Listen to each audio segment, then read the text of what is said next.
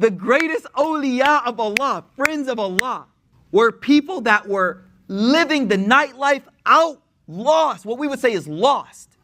But that lost is what caused them to feel the need, and they turned to Allah, and in an instant, their names were written in destiny.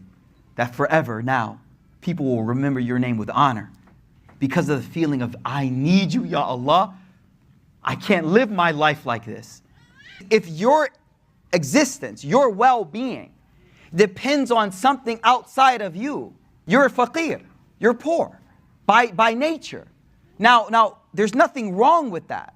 The reality, though, is to realize that you are faqir ilallah. Faqir, dependent upon God. Some of us think that, oh, once I get married, completion, I'm good, bro. Once I get that, I'm good. I got the gig, I got the. Some of us think, oh, it's the job. Once I get the job, then some of us think, once I finish my degree. And it's funny because as I say each one of those, whoever passed that, they shaking their head. Literally, I'm looking around the room. I started with marriage. Sisters in the back was like, nope. Nope. I said job. Dudes with the job in the front. They're like, nope. Still feel empty. I was like, once you graduate, nope. Some of us, you're in med school. You're like, once I become a doctor, I'll feel. Man, ask anyone. Like, nope. You still gonna be longing. You're still gonna be longing. And the reason, but it's okay. Because if you realize, and this is, there's a beautiful statement of Ibn Qayyim al-Jawzi, which is profound.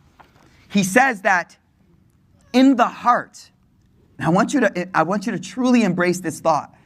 He said, in the heart, there is a void. Remember, we said the faqir is the one that is dependent on something outside themselves. He said, in the heart, there is a void that cannot be filled except by His love, turning to Him, always remembering Him, and being sincere to Him.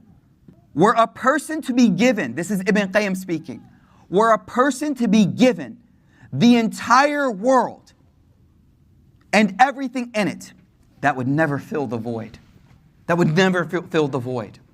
So whatever you're looking at around you, thinking in your head that I need that thing, the beauty of tonight is that you'll realize that it's not that you need it, it's you want it. And that if you really truly understand where your satisfaction will lie, you won't be searching for gold at the end of a rainbow. You'll realize that the whole time it was with you already. You already had the gold with you. That's the crazy part about it.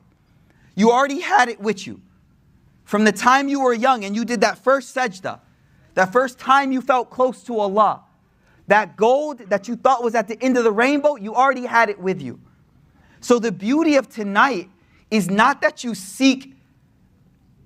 stop seeking, but you put things in their proper place and you realize, I am a faqir. There is a void inside. But from tonight, I'm going to say, Ya al-Ghani, Ya al-Ghani. And this is the dua of the Rasul. Listen to this. He used to say this dua, Aghnina bifadlik amman siwak. He used to say this, Aghnina, enrich me. Wow, the Prophet asked for richness? Wow, like he asked to be ghani? Yeah, but what did he say? He said, Aghnina min fadlik. Enrich me with your bounty, amman siwak. Make it so that I don't need anyone but you. Make it so that I don't need anyone but you.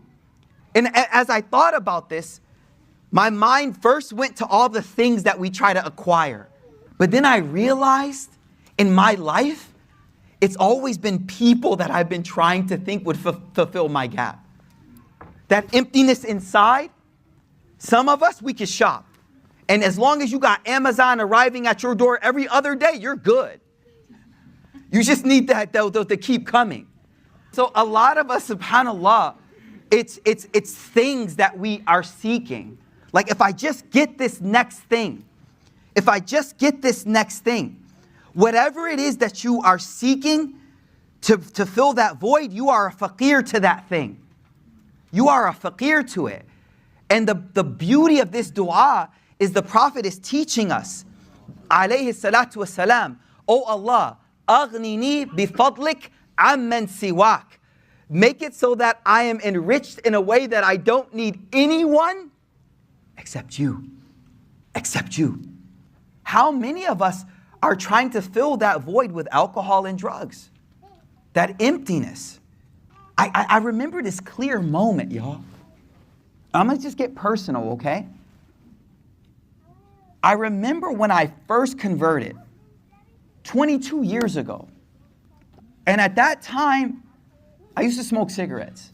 And I had just converted. I'm like in the process of converting. And I remember this moment where I was looking at the cigarette in my hand. And I said to myself, what are you trying to get from it? It's not giving you that.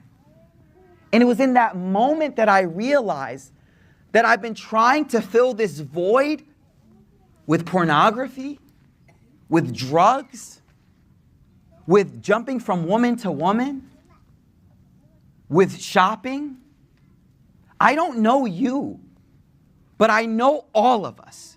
And all of us is trying to fill a void, Netflix binging. There's a void inside of you that you're using something else. Maybe it's your career. That I'm just career focused. No, you're not. You're hiding a void inside. You got like 3 master's degrees.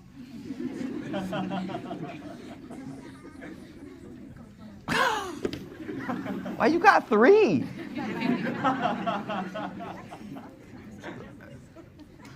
Like you figured once, like the one walk across the stage didn't teach you, like the void what you're trying to fill.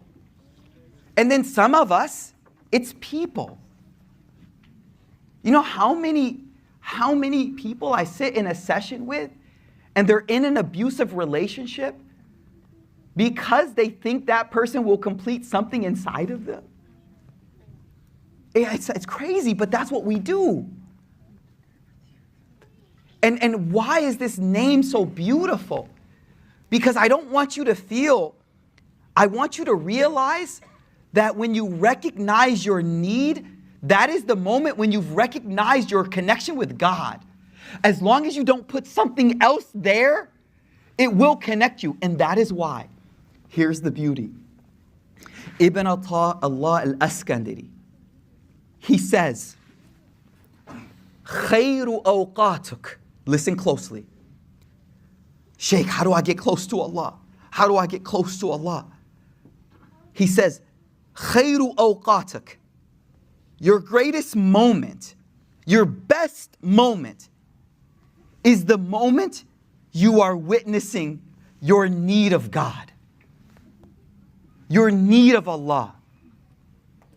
Like the moment you really are broken and you're like, Ya Rabbi.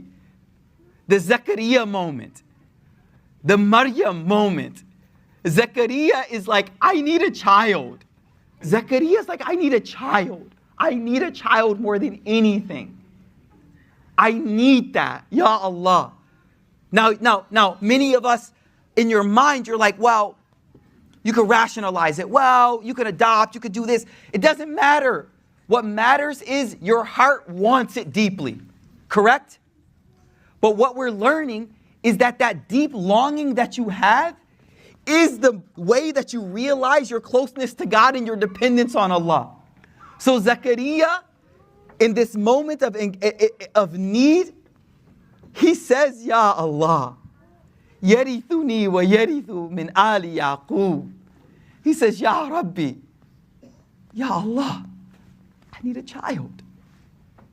I need a child. And the beauty is, he was inspired to see that he could ask by seeing Maryam. He walks into the room of Maryam and she has fruit out of season. Fruit out of season. He says, Anna laki hada. He's like, where'd you get this from? How you getting mangoes in like winter? You know, so where are you getting this from? She says, هُوَ مِنْ عِنْدِ اللَّهِ. She says it's from Allah. Allah gives at any moment. It was in that moment that he saw a void. Brothers and sisters, this class is about recognizing Allah, getting close to Allah. And you've been running from the things that are paining you. You've been running away from those thoughts that are troubling you.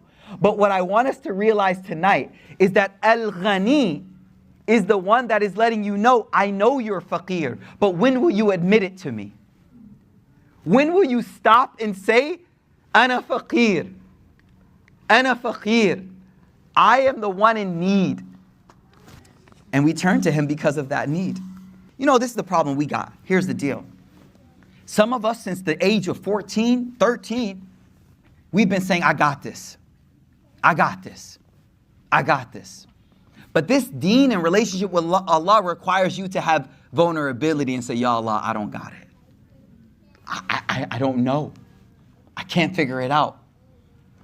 The beauty of our relationship with Allah comes out through the needs that you have. So I'm coming back to the statement of Ibn Atta. He says, sins that cause you to feel low and in need, sins, that addiction that you have, that addiction, I'm going to come here and tell you that's your gateway to God. Wait, what you talking about, Shaykh? Yeah, the feeling you have after, how you feel broken, how you feel like you need Allah, like you're lost. Ibn Atta, he says, sins that cause you to feel low and in need of Allah are better than worship that causes you to feel honor and arrogant. So you're like, Shaykh, but I'm struggling. I'm like, yeah, but that struggle, if you tap into it, that's what makes you a wali of Allah subhanahu wa ta'ala. And that is why 4 weeks ago I spoke about, 5 weeks ago, some of the greatest awliya of Allah, some of the greatest friends of Allah were people who did tawbah from alcohol addiction and drug addiction. You're not far from Allah. You're one night of crying before Allah. You're one night of tears from Allah. That's it. The greatest awliya of Allah, friends of Allah, were people that were living the nightlife out, lost. What we would say is lost. But that lost is what caused them to feel the need, and they turned to Allah, and in an instant, their names were written in destiny. That forever now, people will remember your name with honor. Because of the feeling of, I need you, Ya Allah. I can't live my life like this. So if you're struggling with an addiction, don't let Shaytan push you away from Allah with that. Yo, you gotta reverse that. You gotta reverse it. And you gotta realize, nah, this is my gateway to get close to Allah. Yeah, they call it gateway drugs. But we don't realize it's a gateway to get close to Allah too. Because it's through that feeling of brokenness that you get close to Allah. Please recognize that. Please recognize that.